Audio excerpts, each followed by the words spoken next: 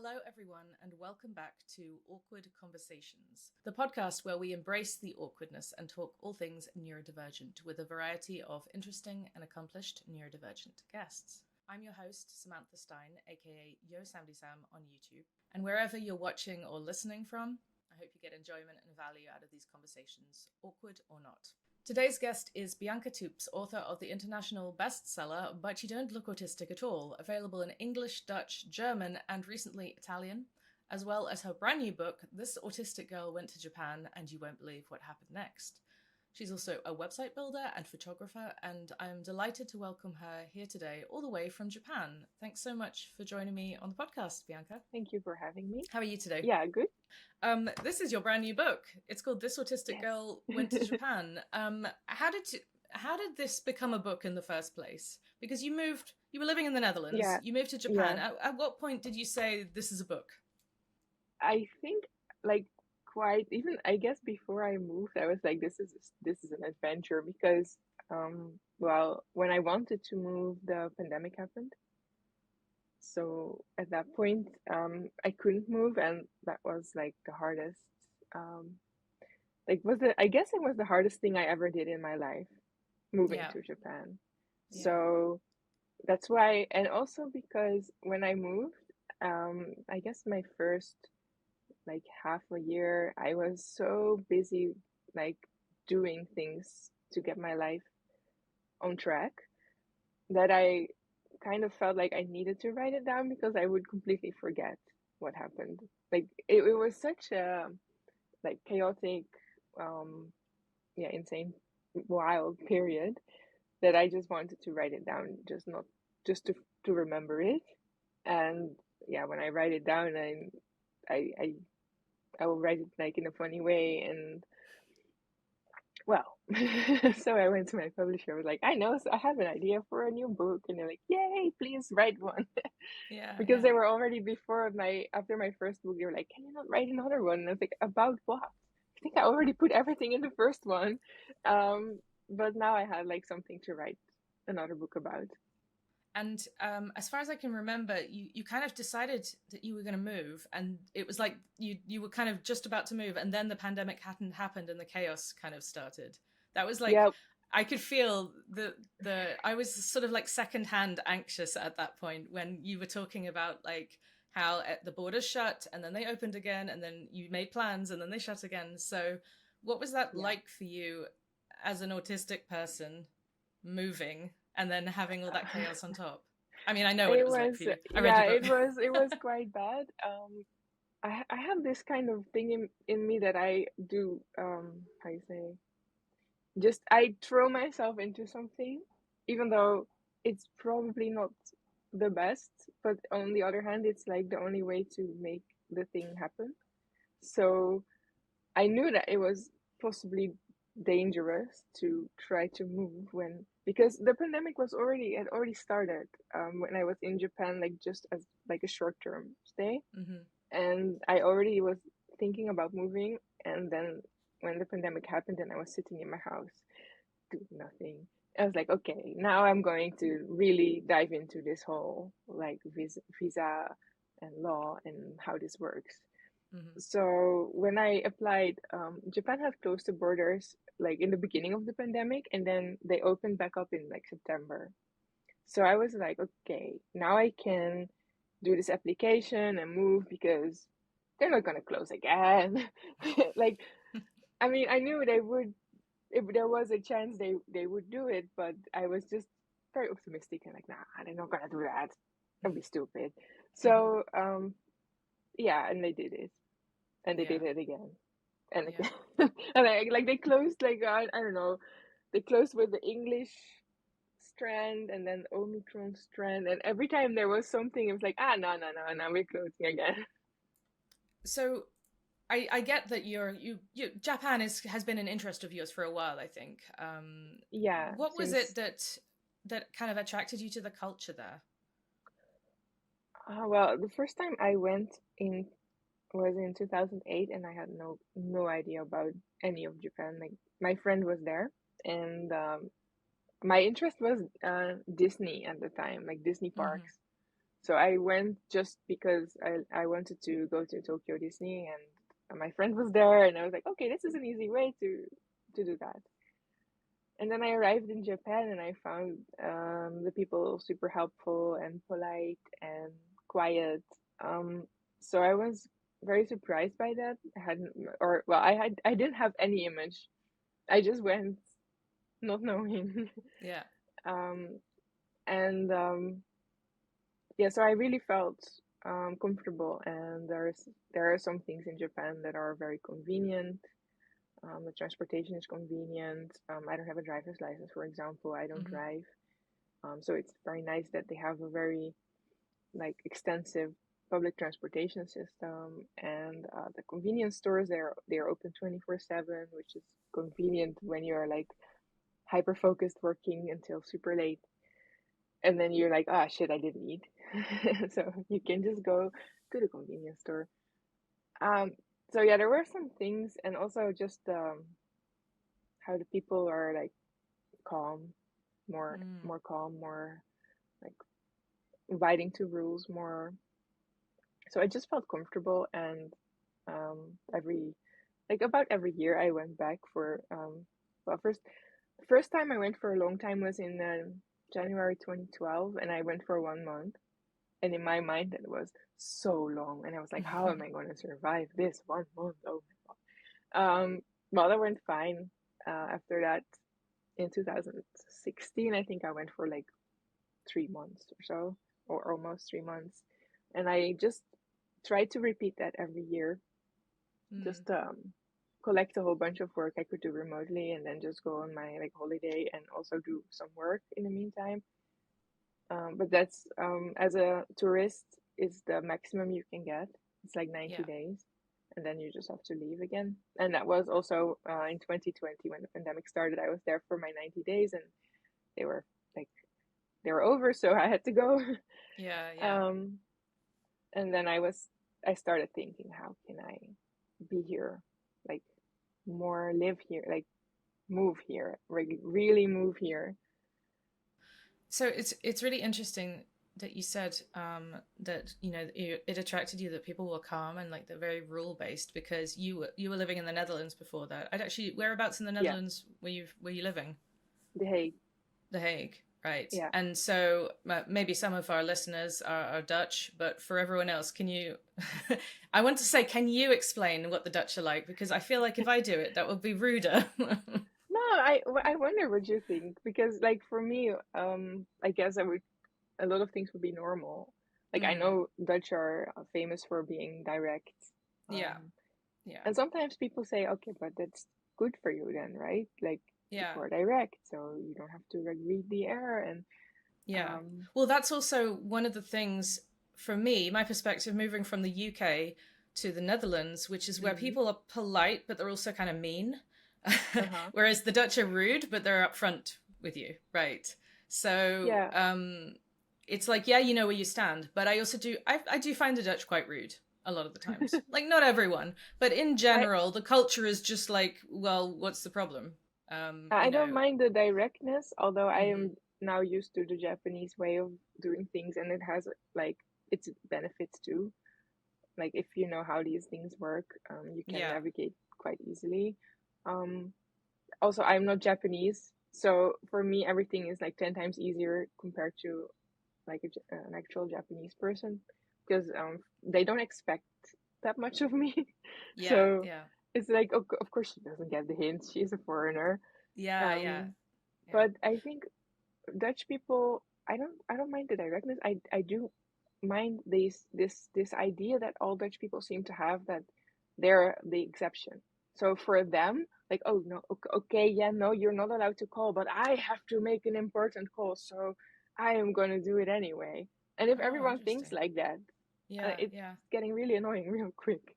But That's funny because I haven't experienced that exactly. I guess my experience of the Netherlands also because I have two children, so like I'm more in with like the child system and things like this. So yeah, I compare it to how kids are in the UK, and so I think actually in the Netherlands, okay, everybody's sort of thrown into childcare. I have opinions about that, but it seems to make everybody very good at getting along in a group.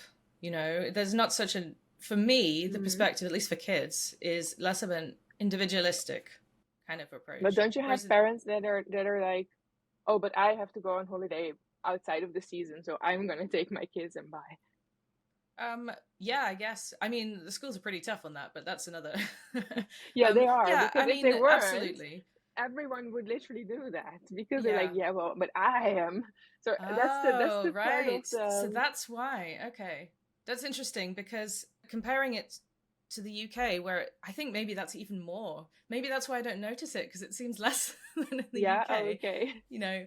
And then obviously in Japan, it kind of gets even lesser, much towards, I guess, more of a collectivist kind of society. Well, in Japan, there are a lot of things that like would never work in the Netherlands because Yeah. I don't know an example. Let's see. Let's think of one.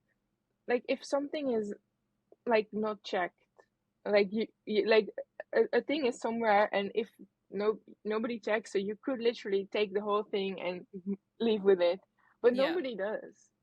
Like the So honesty system and stuff like that. yeah, so Yeah. and I'm not saying Japanese people are like perfect. I mean, there are of course Japanese criminals.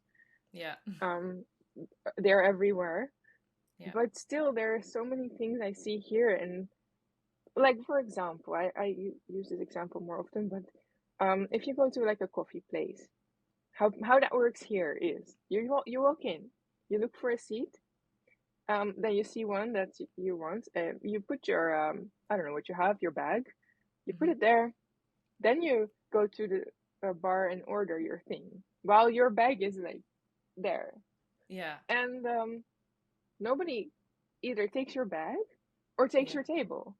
And Yeah. I don't see that happening in the Netherlands. Like they either take your bag or your table or both. Where I live, I don't think there is. I think it's a pretty safe area where I live, but I would still never leave my bag on the table. No. You know, I just would. I would I never. still But I don't would. feel very comfortable doing it, but it's like Yeah, I bet. so Yeah. I try to like leave like an umbrella or something. Like it's not so valuable. So I'm like, okay, maybe this I still don't feel safe, but sometimes I do. And also if you have to go to the toilet or something, you just people just leave their whole ass laptop open, logged in, everything, and they just Wow. go to the toilet and they're right back. And nobody would ever steal that. So there's such a high level of trust as a society. How does that? How do you fit in then as a? What would you refer yourself to? Like an expat or an immigrant, or how would Yeah, you fit in? foreigner. You know, being a foreigner there. I don't. You don't. Yeah. I am always the foreigner. Mm-hmm. I will not like. Well, on the other hand, like I guess I mean, if I am where I live here, it's not the like the most touristy area, so like I shouldn't say like that much. I noticed that in previous things, but if I'm going to like center of Tokyo, people would like try to start talking English with me or Mm-hmm. assume I'm on a holiday. But where I live is a bit out of the center, so people would be more like start talking to me in Japanese, and after Really? a while, they just get to know me because I come there all the time and they recognize me now. So I guess then they will treat me more like anyone else Yeah. that would live there. So for me, it's not that yeah. Sometimes when you travel and you speak like one word of Japanese and they're like, yeah, so good. And I mean, I still think it's quite cute. I don't That's hate it, better. but That's much better than in the Netherlands, where you try and well, the first years I try and speak Dutch, and they just speak mm, English, and then you take a few yeah, Dutch classes, and you get a little better, and they still speak English. I guess the benefit of Japan is they don't speak English, so Yeah, even if they exactly. wanted to, they can't.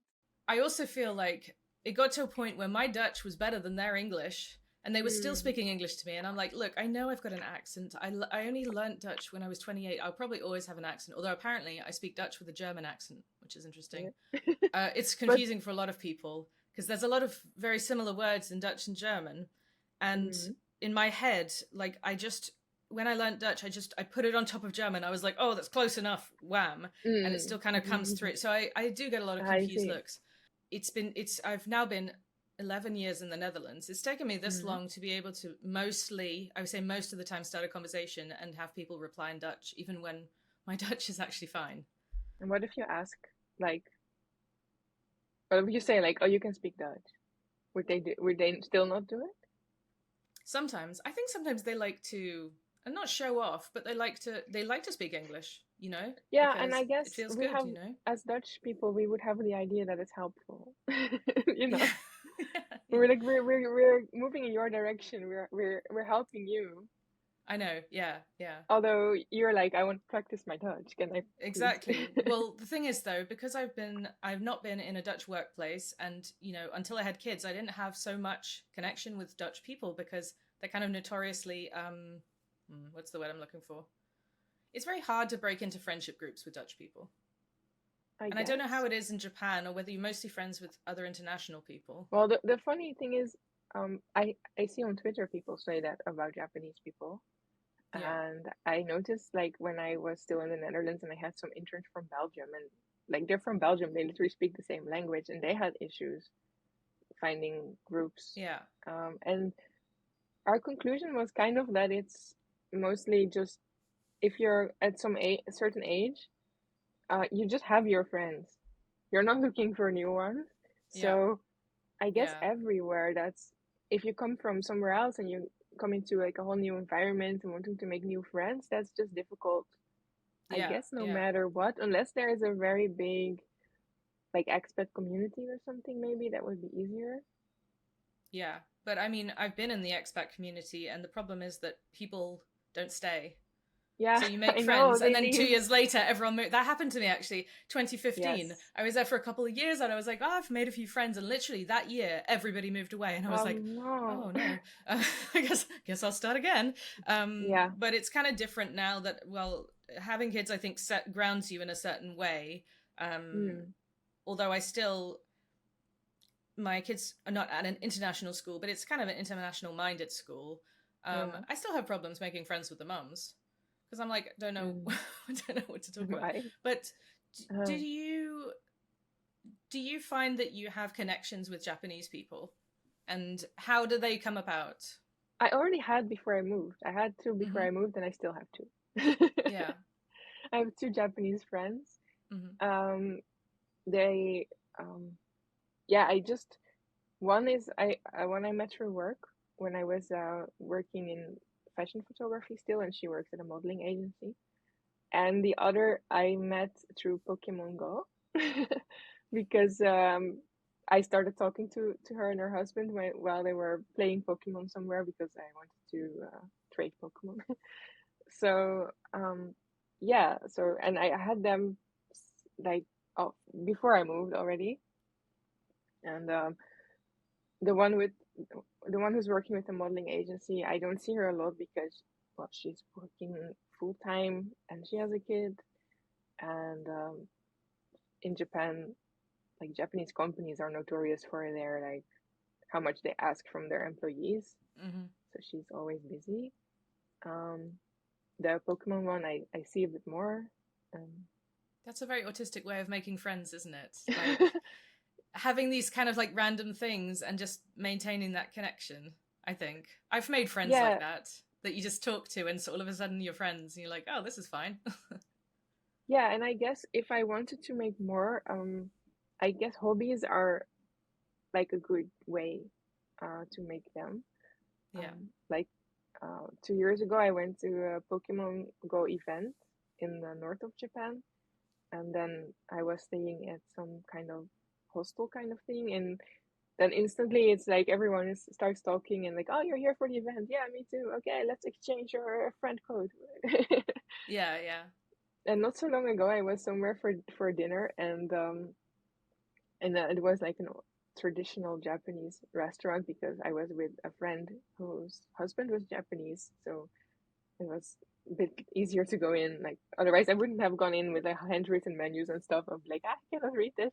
But Yeah. there was this old guy sitting there, and he had like the whole place was full of nature photos. So we started talking to this guy, and it turned out to be I think he was the husband of the wife. Like the wife was in the kitchen of the place, and Yeah. he was I guess the husband. and he was talking about his photography, and then I said, "Oh, I'm a photographer too." And he's like, "Oh, and you live here? Well, we have a photography club. It is in well, I don't know. It was the name of a building. It's I know where it is. It's like a Hmm. community center, and we have every this day there's this photography club, and you can come if you want. Well, I'm not coming yet because I feel like it would be a bit scary to talk in Japanese, and I guess if the average age is like this guy's age, and this I don't know, I old guys speaking Japanese is harder to understand because how they talk. So I would be I'm just scared to go there now, but I was like, okay, maybe if I wanted to, and if I wanted to have more social interactions, I could go to this photo club. Like Yeah. every Friday, I go to like the international language Yeah. club to speak to a Japanese woman who is trying to teach me some Japanese. um, so yeah, I guess this is a good way of making friends. And also, there's just this app, Bumble, Uh-huh. and I am I used that before, and I found some people on that too, and well, some left, but some are still here. So Yeah. Yeah. I found it really funny when you said about the old Japanese men. I have the exact same problem with the old Dutch men. So I really, don't know if it's like, I don't know, their voices just get like to a certain level or lowness or growliness or something. yeah, But and then just like "Rah, rah, rah, rah," and yeah, yeah. And it's just sorry. very like deep and booming. And it does, maybe the frequency does something to my ears. I can't understand it at all. I Um, know, but and if there's a woman talking in a like a more clear voice, then I'm like, yeah, yeah. sure, I understand. But if this guy, it sounds just like one big, I don't know. Yeah, yeah. I agree actually. I find the frequency of women's voice is easier to understand than men's. Yeah. But so how many years have you been learning Japanese and how easy do you find that to sort of like communicate every day? Uh, well, like I started low key, like doing the starting course. I don't know when was that, like 10 years ago, and I did one Hmm. course, like the basics of Japanese. Then um, I had a private teacher for a few years, I Hmm. think like 2017, 18, 19, like until I left. Um, like she lives in Rotterdam, so, Hmm. and I lived in The Hague, and then while the pandemic was going on, I lived in Rotterdam. So, but then I couldn't visit her a lot, but we did Zoom things. Um, and she helped me, like, yeah, like I guess I went to a private teacher because I was thinking I don't dare to speak. Mm, I'm just too scared to even speak. So I yeah. just want a private teacher so that I won't feel embarrassed in front of people. Um, and I just want to gain some confidence. Yeah. But my level was still super low at that point. Um, that's also why I'm now going to this thing every Friday morning, also Yeah. mainly just to learn to speak. But now I'm noticing I should learn to listen more because I can speak okay, but then people start replying, and I'm like, Yeah. eh. Because they always reply faster, don't they? Yeah, Um, and when you speak, you can choose the words yourself. yeah. You So can't choose so what other you people give them the say. impression that you talk Yeah. fluently, and then they're like talking back fluently with like a bunch of words you don't know. And for me, I don't know how that's for you, but if there's like one word in the sentence I don't know, Yeah. Yeah. I'm lost. For me, it has a lot to do with how people talk as well. Because Mm. there are, especially in the Netherlands, especially if you get, I don't know what the accent is. There are certain accents that are very, I don't know, maybe they're more like traditionally working class or something like that. And they very like, well, guttural, more like Uh, growly and yeah, stuff like yeah, that. yeah, I struggle depending on how they talk or if they're just talking very quickly or blah, blah, mumbling or something like this. yeah. Um, but whenever I've learned languages at school, of course, I learned German and French at school. Actually, Mhm, I learned a couple of others as well. And for me, I was always so much like reading and writing was absolutely fine in all the languages. mhm. But the listening and speaking came so much harder to me. And Yes. I lived briefly in Germany. After I left school, I did some German immersion course there, and everything was in German. Uh-huh. Like they wouldn't let you speak English at all because like, Yes, yeah. yes. Did Um, that help? yeah, it was Oh, exhausting though. And oh it was yeah. so exhausting. And like, that was all I did. I did German. And then afterwards we socialized. It was like, it was a fun time, but I was completely exhausted. And I do notice that even when it's just having conversations in supermarkets or something like that, it really takes a lot of energy to be thinking, operating in a different language all Yeah. the time, especially when Yeah, then and it I comes guess to the admin stuff. mm, Even you have some tales to tell about admin, I think, as well. yeah, but I was like thinking, especially when you're like autistic, because the conversation is already exhausting, Yeah. and then you have a different language. I would be so much better in Japanese if I could just go to a bar and talk to people. But I can't because, like, I guess mainly because of the autism. Like, I'm not doing that. Yeah. If it's and it's like and the autism and the Japanese, I would be like dead after 1 hour. And Yeah, yeah. I need the practice hours, but I how can I get my practice hours in? That's so true. I'd never really thought about that because there are similar cafes to practice Dutch. I don't go to those because it sounds pretty awful. I spent a lot of time masking when I first moved here. But the Yeah. masking thing is interesting because there was a study done a while ago. They were talking about like different types of masking, and actually moving to a different country counts as a type of masking, apparently. Oh It yeah, was yeah. a distinctive subset. So, and I actually, from my observations, I've learned a lot of expats are probably autistic, maybe not Yes. diagnosed. Yeah. Um, I heard that too, I know. so, in some ways, I have the same thing with you, where it's like they know that I'm foreign, so they don't really expect too much of me. So, all of my awkwardness is like, oh, she's British, right? Yes, yes. Um, and then I found as my Dutch improves, I'm like, oh, You're I like, can't use what? that so much anymore. Um, Oh. but so it was actually kind of a help to have like bad language skills, but like be obviously foreign Mm. um, at first. But it But wears you down a little I bit. guess But I guess yeah, when it's in Japan, you can never get rid of that even if you speak because yeah, yeah. it's like they see it. It's yeah, I guess. It's funny though because I was brought up in the UK, so I consider well I am British, but like my Mm. parents are not you know British; they're sort of European. And in the Netherlands, people pick up on that. They say like, "Oh, are you German?" Sometimes that's because I've made a slip and I'm like Mm. just speaking with a German accent or something stupid, or just using German words in a Dutch accent, which is also confusing apparently. But I get a lot of, "Are you from Ukraine?" Like, and I'm like, Oh, so "Do I they know look like you're I'm from?" not. I'm not from Mm. no my like for German and Danish. But are you from? Oh well, I suppose technically I am from Poland, but like ethnically, right? But I get a Yeah, lot but of it's from. Are like they you can from see in Ukraine? your posture or your dress or your I something don't know. that you're not from there. I'm too scared to be like, what makes you think that? But Now, I it have this happens more. interesting experience when I am in the Netherlands now, that people read me as not Dutch. Really? Yes, very much. Mm. It is really even KLM, like flight attendants.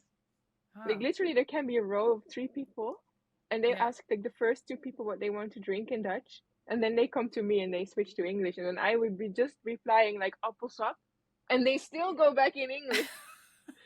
And also in stores and stuff, they just don't read me as Dutch for some reason. Like I guess it's just the how I stand more straight and how I dress. Mm. How I tall are guess. you? Is that a thing? No, I'm 183. You would easily like. I That's mean, tall. Okay, it's okay. very Yeah. Dutch. Oh no, I'm 184. I'm 184. Sorry, I'm lying. It turns out, like last week, I had my medical examination, which is a very Japanese thing you have to do once a year, and they do everything like, and also your height and your weight and everything. Uh-huh. Turns out I'm 184. Oh wow! So you've grown. You've literally I've grown in grown. Japan. Well, I guess it was just never measured accurately, and this thing was very accurate, so Yeah, I've seen the it's way that Dutch 184. people measure things. I can completely understand that. Um, sorry, that's just taken me to a completely different place in my mind. Let's get back Uh, on track. what? I'm curious now. Um, when I had my first, when I was pregnant with my first child, this is gonna be the most autistic thing. I wasn't even diagnosed then, right? Uh-huh. He was small. They already measured him Yes. as small, right? So we went for all these measurements where they obsessively measure the growth of his leg bone, right? Because there's, Yes. even though it's not, they made it seem like that was something very important because he might have Down syndrome, even though it's there is a link, but it's really not. Just like there's other factors you have to consider anyway. So every time we went in, Uh-huh. it was a different person measuring, and they literally go blum bum bum bum bum like this, and I'm like, is that accurate? Like, and then I'm seeing, and they're measuring from different places of the body. So basically, I end up having these arguments with people where I'm like, look, the research that I've done shows me that there isn't a single association between this measurement and this one, and you have different people measuring in different ways all the time. And I was pregnant, I was getting very upset about it, but I was very much like, Yeah. you're not measuring this accurately enough. That's why I thought of that, because of the connection. That's a very this reminded me of this one time that has actually nothing to do with it, but yeah. But I can understand. Yeah. and then I get into arguments and stuff. Yeah, but if they're like measuring from this point to this, and then the next person comes and he does differently, you're just gonna be like, okay, they're gonna stress you up, like, oh, your kid's not growing well. Well, or they something. did. And you're like, they're still measuring yeah. him. That he's on this curve. They're still they're still measuring him. Oh my gosh, I'm just realizing this now. Like, this is ongoing. They have this curve, which is the average, right? Yeah, I know. He's small. The curve was a total lie. They told me I would be 190. Didn't happen. That sucked. But like, I'm small. I'm small for Dutch people. I'm 163, right? So like, my child being a little on the small side was not. It's not unexpected. Also, I know that apparently ADHD kids are smaller at birth. There's a thing there. But like, he keeps growing on the curve, and they keep on saying as long as he's growing on the curve, and I'm like, but he is growing on the curve, but we had to keep measuring him, and I'm like, why is there any indication that he will stop growing? Is there anything that you can tell me that he might have? And they go, no, we just need to keep measuring him.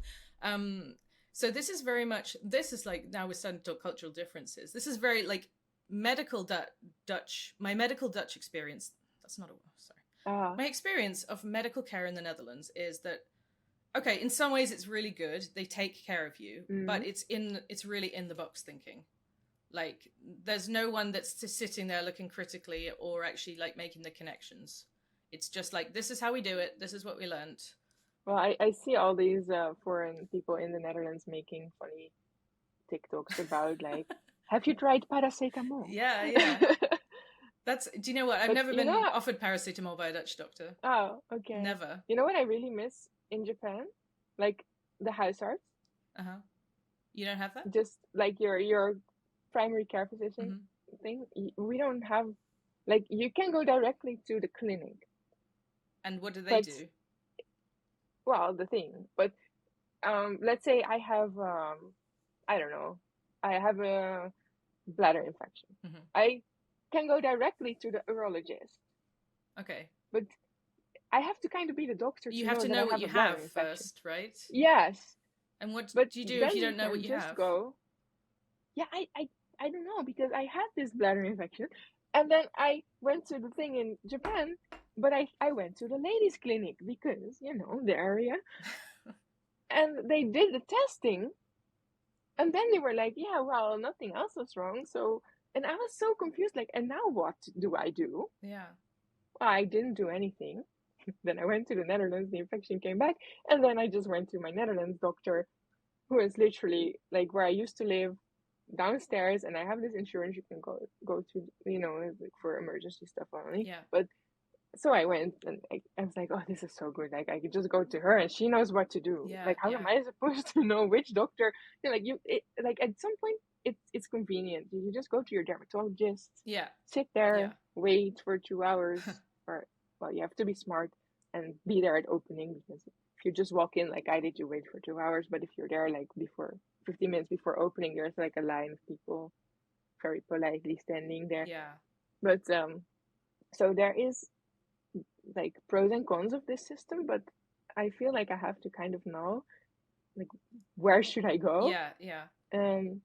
But I hear people say, well, if you don't know, you just go to a hospital. And I'm like, what? That's even scarier. How can I? Yeah. That's a really strange system. Really bad. Yeah. You just call for an ambulance and they bring you somewhere. Like, But do I'm not gonna go do for they an tell you where ambulance. they're going, or you have to ring for a specific ambulance to a place to a? They bring you to a hospital, Okay, and then the hospital has all kinds of departments and then or something. someone will But figure it out, right?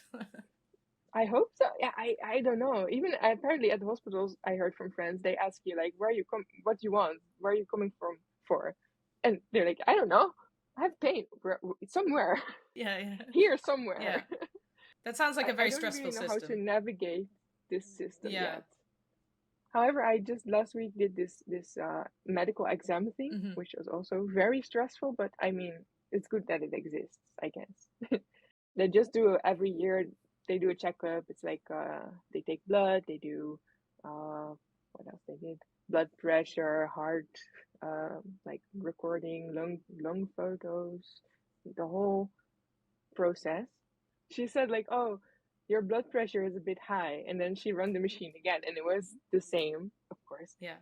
And later I googled it, and it turns out if you're stressed, Yeah. your blood pressure can be so much higher. And it was the second station. They had this whole like number one in this test, number two this test, number three, and you just move through the whole like circuit of tests. Yeah. And blood pressure was the second one. I was still very much like, where am I? Where am I going? I don't understand this. They every room on the door they had like a like kanji, like Japanese Uh-huh. characters of what it was. Yeah. And I know some of them, but not these medical words. Yeah. Yeah. So It's I like don't know, mystery blood test number pressure or one, number lung two. x-ray. Yeah. Yeah. Yeah, so I do just enter the room, see a scary machine, and be like, Like, do I put my okay, arm in or do I put my head what's in? this? Yeah, yeah. So it was exciting. Can I ask you? You might not know this because you were diagnosed. I guess you were diagnosed in the Netherlands. What Yeah, is yeah, yeah. what is it like for for autistic people in Japan? But like in terms of like people getting diagnoses, is there a similar kind of wave of understanding in terms of autism and mental health and that sort of thing? I get the impression culturally it's very different. I know that.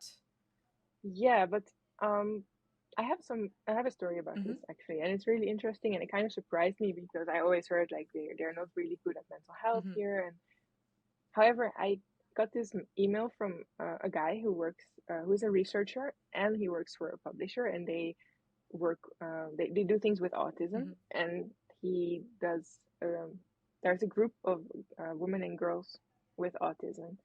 um I'm actually visiting next month. I'm really Oh, excited. cool. um and he showed me, like, we met. He showed me the books they had. They were like more scientific books, but Hmm. the book was about camouflage and masking, and I was like, oh, Hmm. well, that's good.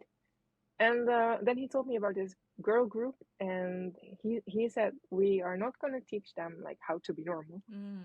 We're going to help them build meaningful social interactions. Yeah. So they had this group. The girls came, and for example, they could talk about their hobbies, and there were like just a few rules, like a certain time. And one rule is like you cannot say mean things about the other's hobby. You cannot be like, I hate this hobby. And then they just learn to talk and to ask questions and to interact. And I was like, oh, that sounds really cool, actually. Yeah. So, well, I'm visiting next month, so then I know more. But I was like pleasantly surprised to hear this.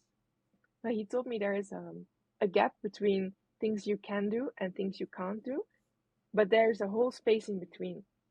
And that their realization and what they try to communicate, for example, to schools, is that sometimes, a student, they cannot come anymore, they stay home, Hmm. they drop out, and people always think, oh, but you could do it.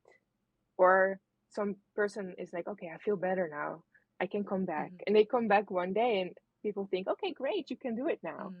But that there's a whole how do you say, you can go to school for one day, but then maybe you need the whole next day to be totally dead. Yeah.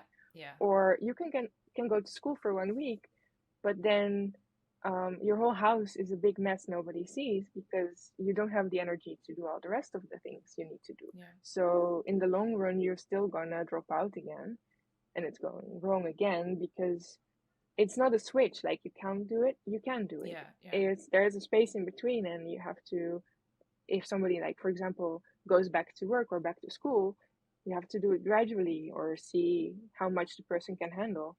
And that was also really interesting. I was like, yeah, wow, it's good that they are um, talking about this.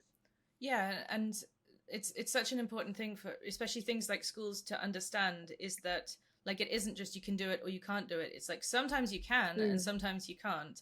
And the Yeah, reason and what can they do as a school, for example, to mean that they can do it more often? Like what environment can they give yes, the student so that those can days, can do it, can do days are yeah, more frequent, you know?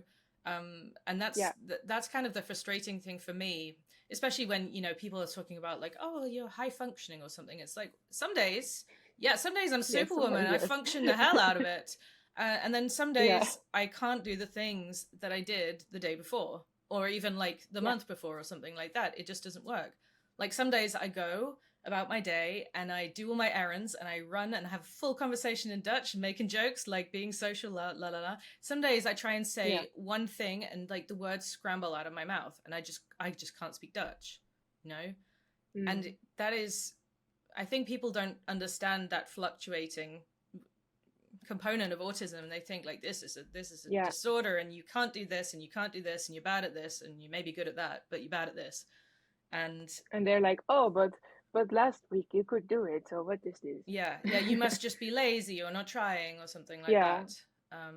So I mean that's great that they have that understanding. I think that certainly in the UK, well, I don't have much experience, you know, like with the schooling in the UK because my kids go to school in the Netherlands, but I think there's still a very rigid, ironically very rigid view of like all of these conditions rather than seeing things as like mm, actually it's reactive to our environments, you know, like both of us are thriving in yeah, environments that we didn't grow up in, or I hope you're yeah. thriving after reading your book, like I Mm. hope it's going well. um Yeah, of course. and that's because of like various different situations, various different things in the environment, you know. It's not because of like we us being a fixed kind of personality or fixed human. So when you wrote your first book in was published in 2019, is that right? Yeah. Were you expecting such a huge response? I saw it sold over 40,000 copies. Like that's a No. huge amount. Well done. um Yeah, yeah. and like so how did you react to that? How did you cope with like all of a sudden being a superstar? Yeah, it's funny because, like, before it came out, I guess a month before it came out, I went to the printer, like where they print the books, Mm-hmm. with with somebody from my publisher, and she told me that the my publisher, like the boss of the company, she was like quite worried because this was the first this kind of book she was publishing, and she was like calculating how many autistic people are there, and you know, Yeah. are there even enough people to buy this book? So stressed. Um, Turns out, yeah, a lot of people bought it, so that's nice. It can be very unreal. Like, I don't realize so many people are buying it. But sometimes I have these talks or something, and then like there's 100 people coming to some kind of event, and they all have all read my book and they want me to sign it, and then it's weird. Yeah. Yeah. And sometimes I get emails too, so it's some people just send like, oh, thank you. Some people send their whole life story. I get Um, all of those as some well. Yeah. Yeah, Yeah. I don't know what to do with that. I have an auto reply now. Like, thank you. I cannot reply to everything personally, but Yeah. here Yeah. are some resources. Oh, that's a good idea, But actually. Maybe I'll yeah, set one of those up. But it's kind of nice. yeah, Sometimes and I do read their stories, though. They're usually nice, hmm, you know, that people yeah, yeah, find comfort in, like, what you've created has led to them making lots and lots of realizations about themselves, you know. yeah. And then sometimes I hear now people say, "Oh, I just got diagnosed, and my psychologist told me to get this book." Yeah. I'm like, "Oh, Yeah. that's Yeah. good. I like that." when I talked to my autism coach, that I said she saw in my calendar that I was doing an interview, and she was like, "Oh, Bianca Toeps!" Like she was really like, "Wow, impressed." The famous one. I was just like, "Oh, you're not impressed with me." Like Dutch people don't get YouTube, so maybe that's also why I can't make friends, because we do these polite chit chat, like, "What do you do for work?" And I'm like, "Well, I'm a YouTuber," and they just look at me like, "So you're making like prank videos?" And and I'm like, no, I'm a big girl, I'm professional. But they have no idea. They think it's just like some stupid kids thing, really. So. Yeah. Oh, I'm just hearing I don't know. There's some background noise. I don't know if you can hear it, but. I'm not sure. It sounds like static, but I don't know what it is. It might be the vacuum downstairs, to be honest, actually. But okay. Well, we can ignore. Now we're getting distracted. So I haven't looked at the kids book yet. You apparently wrote a kids book, and that was like a reinvention of your original book. Yeah. Yes. So how did that work then? The process of that. My publisher had known this children's book author, because like she knows better than me what language is appropriate for 8-year-old, for example, because I have no idea. By the way, if you hear this banging, I don't know what it is, but I have one neighbor who does like banging. You've got banging in the background. I've got a vacuum running in the background. Yeah, so. I think they have some kind of gym in their house or something. I don't know what they're doing. Okay. But then some other neighbor gets mad and starts banging back, so it's just the double. Yeah. So I don't know what's happening. However, kids book. Yeah. So this children's book author, she made an adaptation, and also I added things because we got together and we thought of these characters. Wait, let me get it. I was like, let me wear the track pants because nobody will see them anyway, but now they do. That's the newsreader's trick, is wearing like yoga pants underneath. Yeah, exactly. So ik ben autistisch. Is that how you say that? That's your German. Oh, sorry. Say it in Dutch then. Then I'll know. Yeah, ik ben autistisch. It translates to I'm autistic. So autistic. Fantastic. Yeah. And there's 4 characters in the book. This one is me. Oh, cute. This one is Dan. This one is Sam, and this one is Robin. And they're loosely based on real people. So I did some extra interviewing with the people it's based on, about their childhood, about like some anecdotes, and we used them. Sometimes we mixed the person with the anecdote, but for example, the Sam character, that's based on somebody that's for example, the special interest was Titanic. So we have this little boat here. He knows everything about Titanic and other big boats or ships. I'm sorry, saying it wrong. So we made we designed these 4 characters, and we also my publisher knew this illustrator who made these gorgeous drawings. Is it illustrated inside this book as well? Yeah. Well, not everywhere, but it has. Let me see. It has some really cool illustrations here and there. Where is it? The one for Sensory Overload is really amazing. I love that one. Here is another one. Here is Sam not wanting to eat. That sounds like an anecdote from my childhood. Sam not wanting to eat. And also you can, like the book, you can remove this, so you have this cover. Oh yeah. But you also can put this backwards, and you have the other kids. Cute. So you can have all 4 kids. Is that amazing? On your cover. Is this available in English or? Not yet. I mean, we don't know. It's not coming. I mean, it is maybe. How can I say this? We want to have an English one, but there's not a plan yet. Yeah. But it's like if a publisher wants to translate it and publish it, I would love that. Yeah. Well, I might get that in Dutch for my kids actually. It looks foreign so published amazing. music. And then, of course, we better talk about this again. This is the new book. Is it out now, or is it when is it The when new is it book. released? New book. Yeah, it came out. What is it? 2 months ago? I don't remember. Well, the Dutch came out end of like Oh, October, I right. guess, Yeah. last year, and the English just came out. Okay, so it's currently available Just in Dutch and English. yes. Okay. Also, like, let me show you. Wait, remove this flap from the children's book, and I'll show you this thing, which is like nobody knows, but it's my. I had to do it. Like, wait, let me show you. We have this one. Uh-huh. Then we have this Yeah. one. You can see how they're quite similar. Yeah. And then, oh, I cannot hold them in on one hand. But then you have this one. You But see they're how all they're like different. this, the same, Different. but Yeah. different, Yeah. but the same. I love it. Yeah. So I kind of wanted them to, and this one is too pink, but it's because it's the Amazon version. Uh-huh. And I don't like that, but I cannot help. Okay, but yeah. So I wanted this cover. I mean, an illustrator drew it, but like on my direction, and I was like, they have to be next to each other and just look And they're all the like they same belong size, are they? together.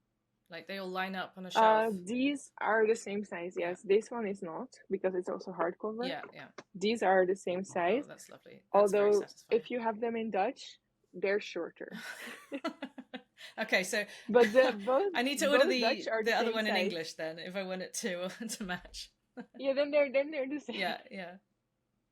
Oh, this is like the most like frustrating process making a book, especially because these English ones, they're self-published, but that sounds so bad. That sounds like, these ugly ass things that are on Amazon that people just made and they make in paint, they make a cover and it just looks as bad I as it self-published, is. and I think Amazon, like considering, I'll show you mine. This is now my opportunity to. It's shiny, so Oh, cool. I did this, but I just wanted it like super.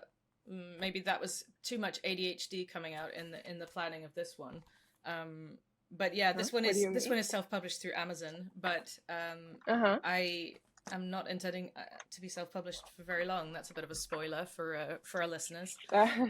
So I'm going to be working on a book hopefully very shortly. Yeah, with the publisher? Yes, with a publisher. Cool. So that will be exciting, and mainly exciting because then I won't have to do things like I probably spent more hours trying to do this cover than trying to actually write it. So yeah. I just want to, so for final question, what projects are you working on at the moment? Another book, or are you doing photography? What exciting things are going on in Bianca's life? I cannot really say much about the new project with the publisher because it's still very much not finished. And we have to still think of the things. So yeah. I don't even know what it will be. So I cannot really say anything. Yeah, at the moment, I'm just building websites, taking some pictures of people that come to Japan. And I am kind of really busy with like making my boyfriend's house more livable for me. So I am like very busy with getting that tidy and organized and move stuff around to make my room there like another office. And I really love, like, one of my kind of obsessions is organization. So I'm like, yeah, let me organize your kitchen. So yeah, well, that's what I'm doing at the moment. Cool. Well, it sounds like there's still stuff to come from you then. At some point, yeah, but it's gonna take a while. Yeah. But because this was a whole ass, it was so exhausting. So I kind of wanted a little break. Yeah. After this, there's not yet. Like this one has an audiobook, which is doing really well, by the way. This one, not yet, but I just hired somebody to do it in English because I had to find someone who can pronounce Japanese words. So yeah, I found someone, and I guess in a month or two we will have an audiobook for this. Oh, cool. Exciting. So, yeah, looking forward to that. Yeah. Also already not, because I know how exhausting the other one was too. Yeah. Like you have to listen to the whole thing and then like Sorry, the pronunciation of this word. Okay, that sounds like, yeah, that does So sound quite bad. um, yeah, so but it will come in 2 months or so. well, that sounds fantastic. And like, congratulations on all your success. I really enjoyed reading the book. I actually read it, I think I read it in an afternoon. I was like, it was fun to read. I just couldn't put it down. And it was Thank really you. like, I don't know, it was just like a very compelling story about your time. I related to lots of things, maybe not like so much of Mm. the admin stress, because my move to the Netherlands was like pre-Brexit. We just moved. It was easy. But I definitely Wow, found it, yeah. very relatable, and so did 40,000 other people apparently. Well, no, Yeah, I for the hope. first Well, one, I have yet to read that. I'm gonna have to read that now. yeah. Really, you didn't read the first one? No, yeah, I know. Ah. I've been interviewing a lot of authors recently, and I've got a lot of books to get through. Yeah, no, I mean, it's not like, yeah, maybe that came across maybe a little You bit didn't bad. read Like it I assume already? everyone read this one. No, um, but I don't know why I thought you did, but I I don't have to be know. fair. I have Did been I meaning to send? read it for about 5 years now, and Did so I? maybe I should Did finally. I send it? No, you didn't. I didn't That's send it. probably also why I Oh, didn't I read it, will. because I was like, oh, I have to I order will it. send. You know. No, no, I can send you one. Oh, yeah, that'd be great. I mean, I will Yeah. read it. Okay. I just. Remind me of this, but I will. I can easily send you one. Oh, that'd be awesome. Thank you. Um, well, thank you so much for talking with me. I ask at the end of every episode, like, what was this an awkward conversation? Would you say, or not really? Um, I think every conversation I do feels awkward-ish because, well, I'm always self-monitoring, and then I'm like, why you say so much like? Why you why are you laughing after everything you I say? know It's the stupid. feeling. I feel like I'm supposed to Ah, be a proper interviewer and I'm talking bullshit, and yeah, I know that feeling. Um, sorry, it's not a vacuum. It's just like drilling outside. So that's why I've been oh, distracted, thanks. because I think there's also a slight time lag, or a lag on here. So for me, whenever I'm doing these calls, it's Mm, always more awkward, because like I can't pace it as well. And mm. like, we've had some quality issues which shouldn't be seen on the video, but that's why if I'm looking like, what's going on, that's making faces like that.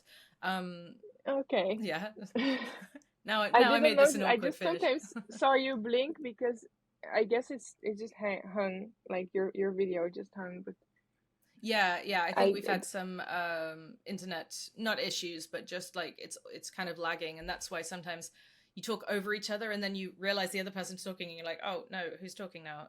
So that's where my awkwardness on these things comes from. Um, mm. but I think we did all right. We made it over an hour now, so we've got plenty. Oh really? Oh, Yeah. okay. Um, Always goes so quick. yeah.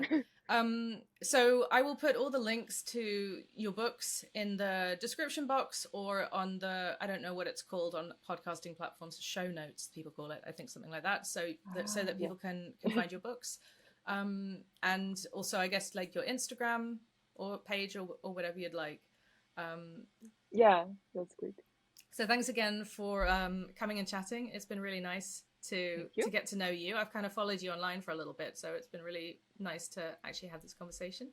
And I'll watch out for your next secret project. Yes. If it ever comes. Who knows? All right. Bye, everyone. All right. Thank you for having me.